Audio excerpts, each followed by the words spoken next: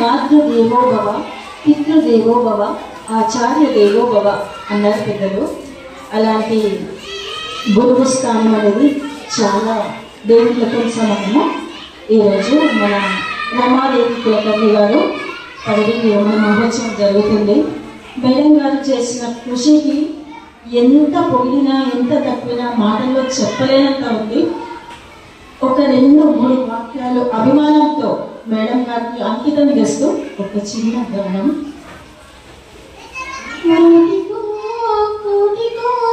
ఒకరు ఎప్పుడో ఎక్కడో పుడతారు, నూటికో కోటికో ఒకరు ఎప్పుడో ఎక్కడో పుడతారు.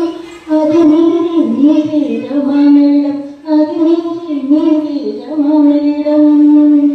దారి దొరకని చీకటిలో దారి నడిచారు, జాతి నా వెలుగన్నాడు జాతి పిత, మన జాతి పిత.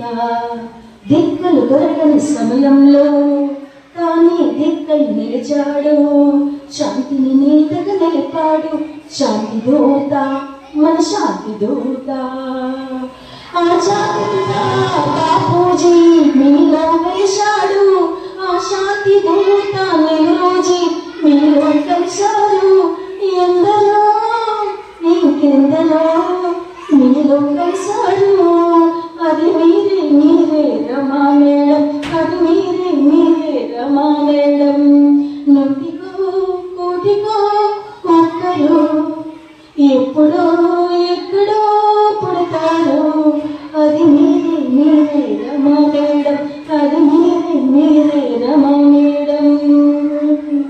డొక్కలు మారిన గుండెల్లో నిప్పులు వెలగని గుడిసెల్లో ఆశని జ్యోతిగా నిలిపాడు నవయువత యువనీత.